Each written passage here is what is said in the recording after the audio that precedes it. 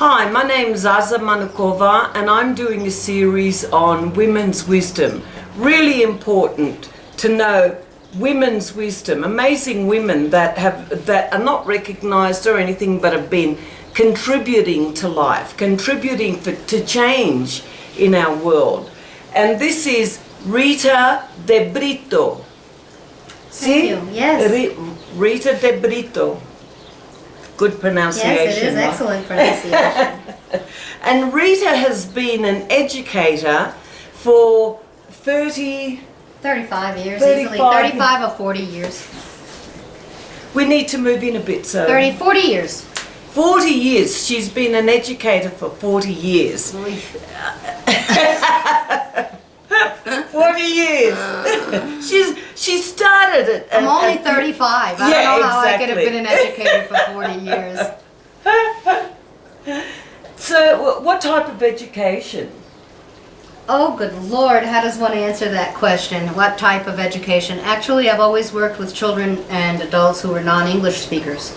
So my thrust has always been the acquisition of a second language through science education, because I learned early on that children are very interested in science. They are, aren't they? Yes, they're born naturalists. Absolutely. And children are born scientists. Yes, they are. They've had that analytical brain. And the curiosity. And curiosity, That's right. yeah. And I've watched school systems destroy that in children. So my goal is to keep that flame going so that the kids will think out of the box, so that they'll just go on and do something other than following instructions. Right. I'm not about following instructions. Obedience and conformity are not about education. Creativity. Resourcefulness, independence, cooperation, those are the skills that I'd like to instill in young people. And not only in children, but in all the teachers I've trained over the years. What type of training have you done? Well, I try to, it's basically training people how to teach, how to bring out the best in people, whether they're kids or adults. It's how to teach. Okay. You know this guy, Sir Ken Roberts? He gave lectures on TED.com. Oh, yeah. You know? Yeah, I don't know that I've seen him, but I've seen several educators on TED. And there was one Indian fellow whose name I can't recall, who really made a beautiful statement when he said that education is a self-regulating system. You can't force someone to learn. You can only create an environment that is conducive to learning and help people be creative and interested enough so that they will learn, because it doesn't work any other way.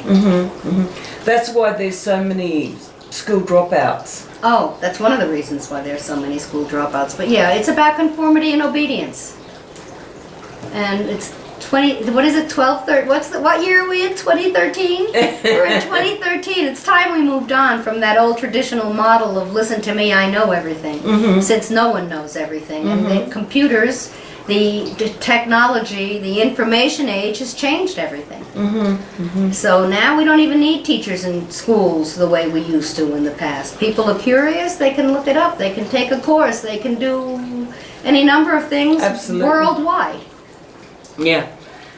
So we have to rethink how we do this. Absolutely, yeah. Because I've learnt so much online. I'm constantly online researching things. Right. It's amazing. And I'm getting information from there and there and there and there and there and there and there on the same thing, but then put it together and you know, it gives me a totally different perspective and my own perspective, you know, through my own life experience. And it's amazing. And it's really what we have to teach people to be, is critical and not accept everything that they read online, but to do exactly what you're doing, which is comparing and deciding for yourself which is the best way to go, as opposed to just accepting things. Yeah. So as a woman, that must have been a trip with the education system. Well, I think that more than just being a woman, it's about being independent and sticking to my guns, because I was always at odds with administrations. Because I refused to do things the way they wanted teachers to do things, and I knew what was best for my audience, if you will. And so I was a nonconformist, and I was always at odds with So how family. did you deal with that? With knowledge? Trying to put something With new knowledge. out. With knowledge. With information. You with, dealt with it with knowledge. Yeah, you know, for example, how do I say this? Let me see. There was a time when in this public school in which I was working in Manhattan, the teachers were asked to pick a math program that would be implemented the following year for all the grades across the school.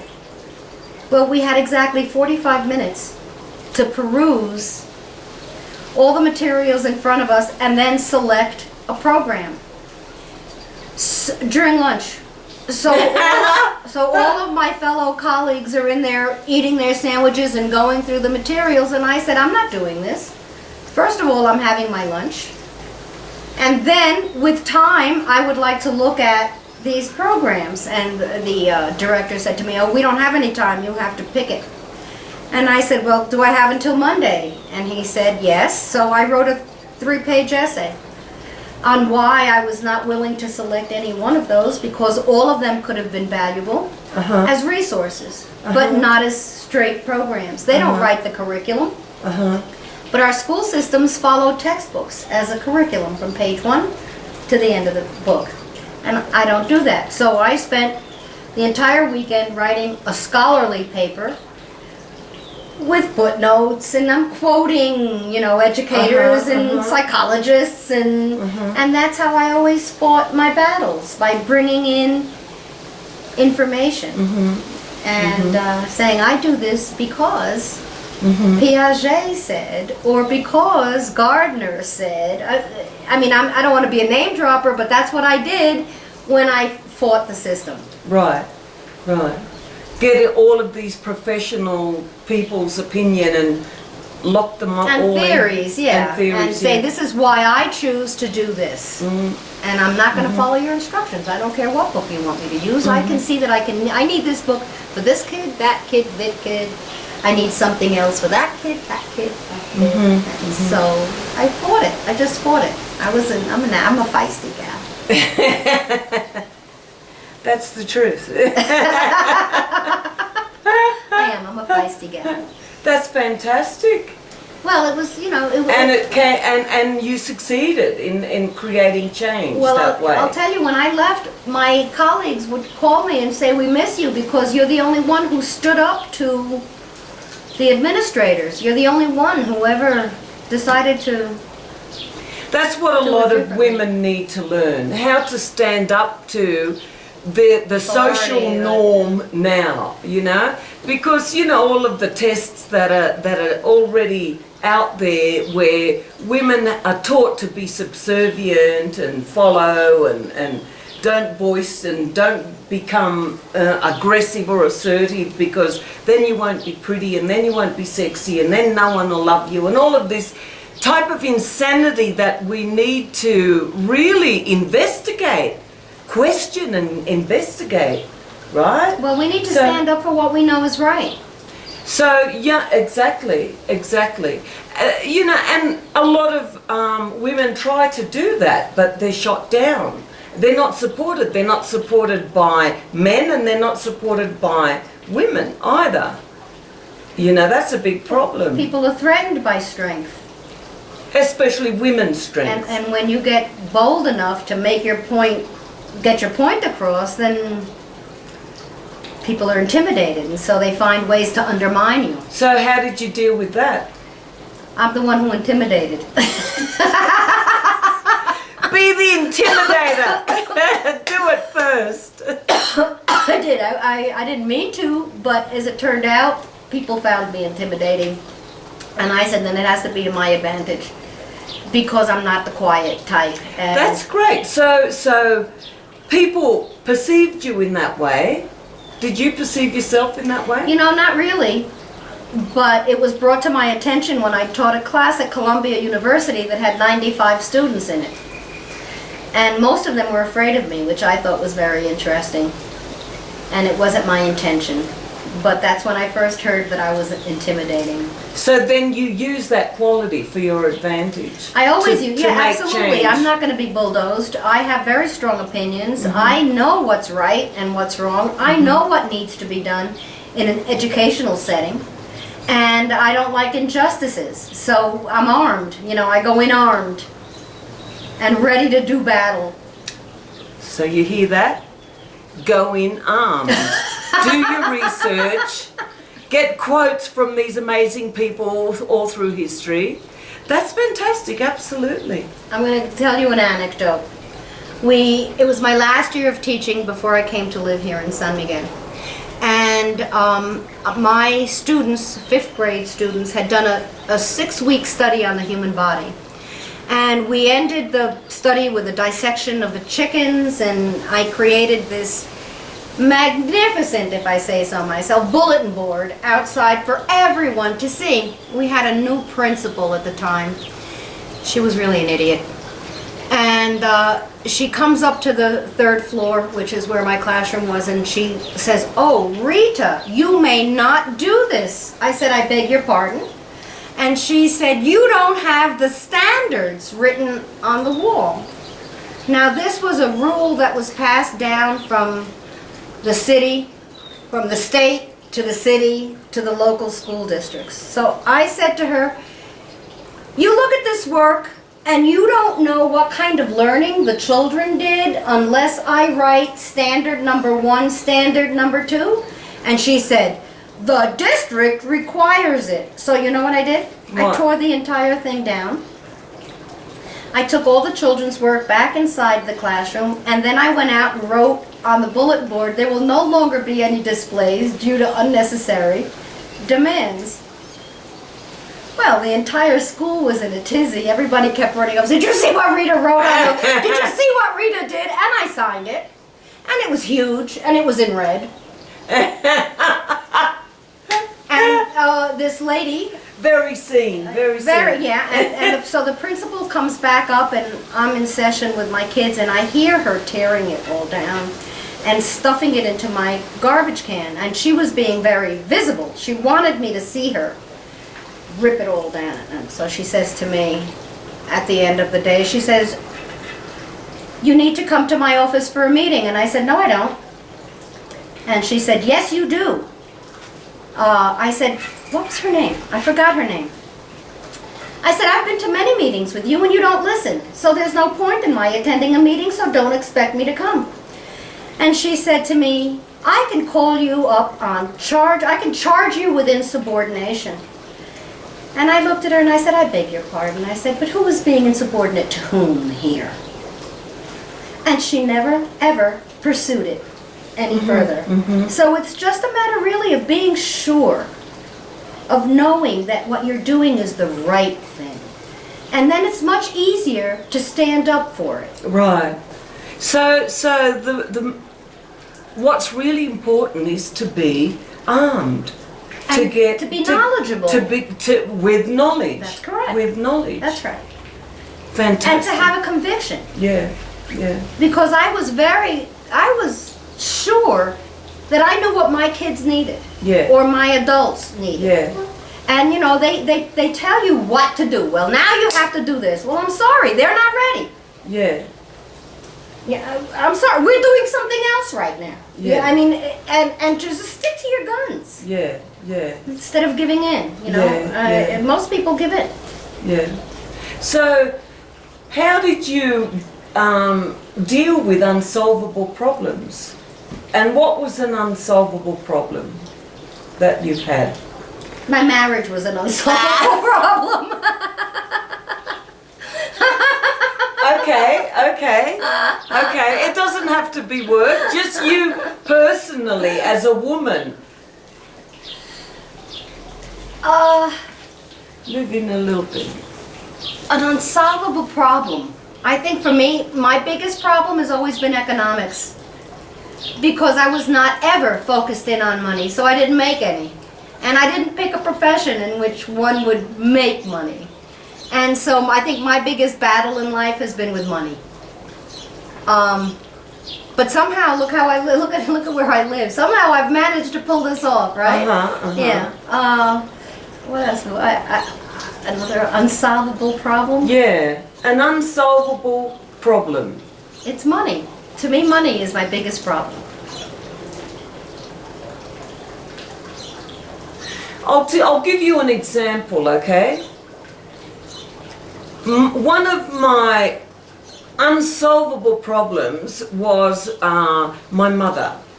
You know, she was dying, and I did absolutely the best that I could do to help my mother. You know, I went to China, I found the best herbalist, I got all of her symptoms, I gave it to the doctor and the herbalist, and he gave me all of these amazing concoctions. I go back to Australia to give it to my mother. She refused to take it. And I know that that medicine would have helped her. But that's not your problem, that's her problem. Well, it was my problem how to get my mother to take these herbs and not die, you know. So how did I deal with that? That's an unsolvable problem. So I had to reach for the spirit, you know. I had to move to a place where, you know, I had to go to a place where I needed to move above myself, move above what I wanted and what I could do and everything, and just respect her soul journey. And to get to that place in myself where my soul respected my mother's soul journey on planet Earth. That was how I solved an unsolvable problem. That's an example. That's curious. You know, this is going to sound strange, but I don't spend too much time thinking about things that I can't solve. And I'm a person who's here now. I'm here now. And I do the best I can. And if that's not enough, that's too bad. I do the best I can. I give every minute of my life the most I have. Okay, so inside of yourself, when there's an unsolvable problem, you're able to just let it go. I let a lot of things go. I let a lot of things go in life. I can't be thinking about, you know, I did the best I could with my mother at the end of her life, and then it's gone, and it's over, and on to the next thing. I try not to carry any baggage with me. I lost all that baggage a long time ago. I lost all that baggage a long time. I refuse to go there. I lived it, I did it, it's over. Okay, so how did you get over carrying baggage? By being here. By being in the present. By being here now. What did you do to be here now? What was the action you took? How did you get there in yourself? That's a curious question, Aza. You know, because a lot of women are trained to, I mean, as a woman, and maybe it's our nature too, where you know, we have these antennas that reach out and feel other people's pain and life, and you know, and we're trained to be nurturers. And well, probably it's also a part of our nature. So how do you get over having that feeling anxiety or guilt or whatever it is? I don't feel those things. No, I'm talking about the past. To get to where you were able to let go and be in the present. How did you get there? I think my husband's accident had a lot to do with my evolving, if you will. My husband broke his back before he turned 40. And he became a paraplegic. I was 34 when my husband broke his back. And that made me... That's like a huge, and it made one day to another, humongous impact. And it really made me appreciate that all we have is now. Right. And so all the grand plans that we had and the life that we were living, gone from 1 minute to the next. Absolutely. Wow. And yeah, so I think that that's the time when I saw life differently. Right. So I mean, you can make all the plans you like, and then you get run over by a car. So it's better to be here now than it is to be thinking about what you're going to do tomorrow. Right. And that's kind of what helped me, I think, to take this different perspective on life. Because up until then, we were young and vital and traveling and doing this and going here and diving and flying and doing all kinds of things. And then that was over in a second. And also, financially, it destroyed us. Because in the States, you go to the hospital and that's the end of your finances and it's the end of your life. And I picked up the pieces and kept on going. It took me 2 years after his accident to then realize that that wasn't going to work for us. And I left our marriage. My husband fell in love with his nurse. Sorry. No, but it's understandable. It's a bit surreal. It's understandable. 80% of the marriages that suffer spinal cord injuries wind up in divorce. And it makes sense that a man who was whole and well, one day, the next day, says, I can't be a man for you anymore. So he's better off with a nurse. She knows what to do. She knows how to change the catheter. There's so many things that are implied when you have a spinal cord injury. Yeah. So yeah, it changed my whole life. It changed my whole life. Wow. I'm pragmatic and I'm here. And I can't be spending time thinking about what could have, would have been, should have. Yeah. I don't go there. I really don't go there. Yeah. And in terms of my... And it's because of the accident that it I think shocked so. you out Yeah, of. I think that had a great deal to do with how I look at life. Right. And how I deal with things. Yeah. I have friends who say they know about a past life. I keep saying, geez, I wish somebody would tell me if I had a past life and how do I know? And I hear people say, oh, I was this and that and I lived then and I did... You need to... I did this and that and I lived then and this and I have absolutely no sense of what that is. It's like gobbledygook. You might as well be speaking to me in Greek because I have no... Thank you, sweetheart. I have no idea what that means. And I believe in nature. I believe in the trees and the grass. Too bad we're screwing it all up. But I don't have and it's not that I'm not a spiritual person. I'm kind. I'm giving. I know that about myself. But I would never relate it to a word like God. Or even spirituality. Even though some people always say to me, but you're very spiritual. And I say, okay, I'm glad you think so, but I don't feel it. My maid says to me, she said to me, who do you ask things of?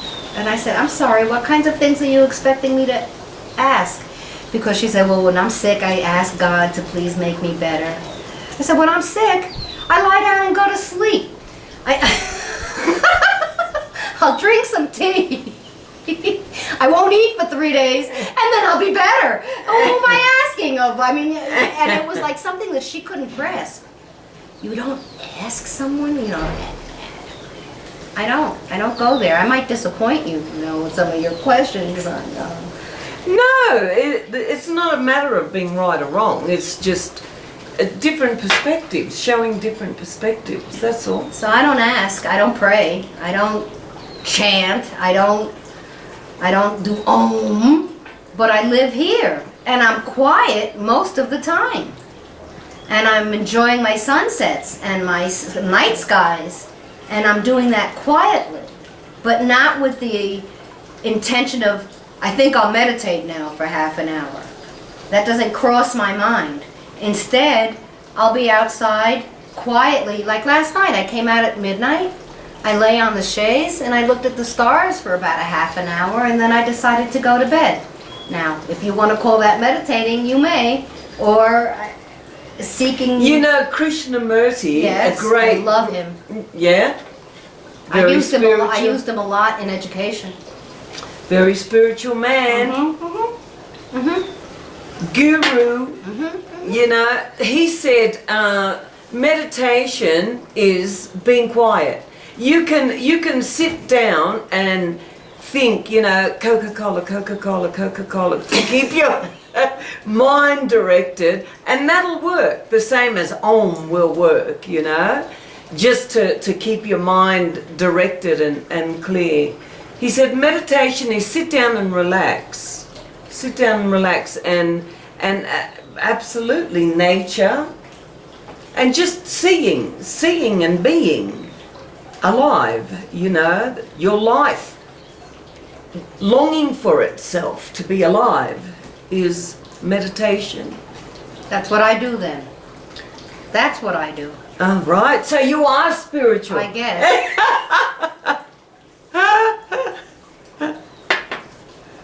The terminology is what blows me away these days. You live on a beautiful property with organic gardens and, you know, so. And my little organic herbs and my animals. Yep, and your animals. And because they help put things in perspective. I remember I've been here 11 years in San Miguel. And when I finally got to this house and started to get dogs, I had nothing to do with it. There were dogs on the property and then it just happened. And there were times when I'd feel like, what am I going to do next? And then I'd look at the animals and they'd be sitting on the porch just looking out. And then I'd say, well, what's wrong with me that I just can't sit here and see what happens next? And so I learned a lot from them, subliminally. Yeah, Subliminally. Yeah. I've learned a lot how to be calm and quiet and be here. Mm-hmm. Mm-hmm. Who wrote that book, Be Here Now? Be Here Now, Who yeah. wrote that? I know who wrote it. Not Ken Kesey. Toll? Eckhart Tolle? Mm-mm. Eckhart Tolle. No? No, because I haven't read Eckhart Tolle. I know that. Be Here Now came out in the 60s. And it was, it'll come to me. Give me a minute. Be Here Now. That's the title of the book. And it was written by, it'll come to me. Give me a minute. I'm suffering from viejitis. Ramdas? Yes. Yeah. Thank you. Ramdas. Uh-huh. I think that's the most important lesson anybody could ever have in whatever situation you're in. We spend too much time thinking about what happened and regretting it or feeling guilty about it, worrying too much about what might happen. Well, it might not happen. And really, you gotta make the most of what you got. And this is it. This is all we have. To be here now. That's all we have. Yeah.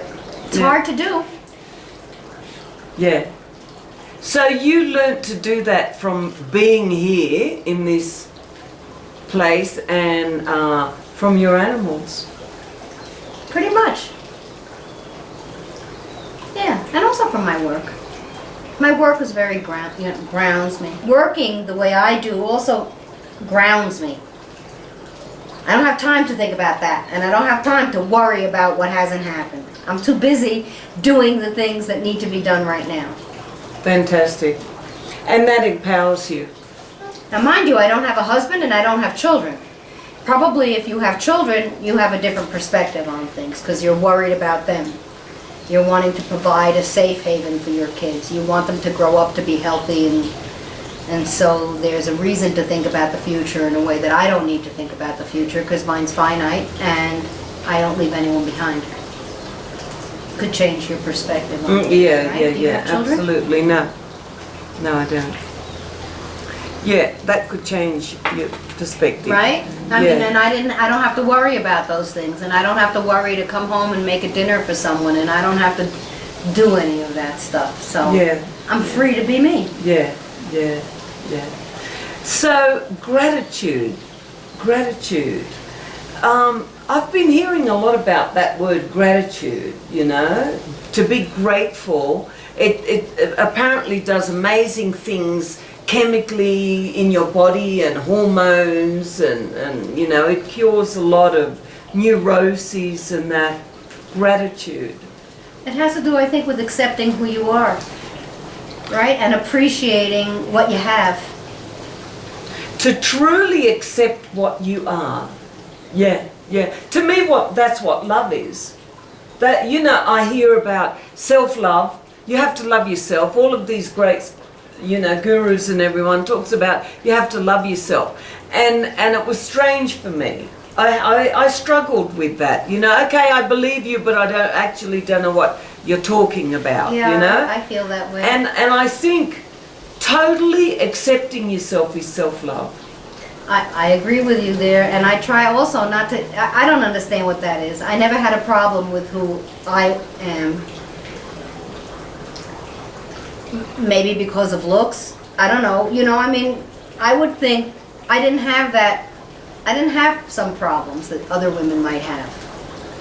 My whole life, everyone thought I was cute, or I was this, or I was that. So I got away. You know, I got off easy. I really did. I got off easy. And I never thought about loving myself, but I certainly like who I am. I'm a funny gal. Ask her. I bring joy. That's my job. I feel like my job is to bring joy to certain situations.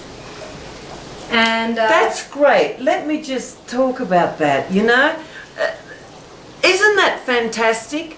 Here she is saying her job is to bring joy, and she's a funny person, and she, you know, I mean, just just to say that about yourself, to admit it and say it, that is so important. That's so important. That's a lesson in itself, you know.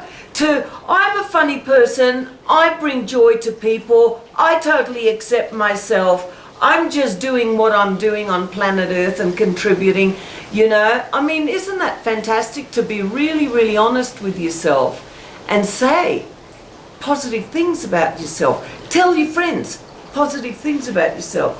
That's great. I have gratitude for that.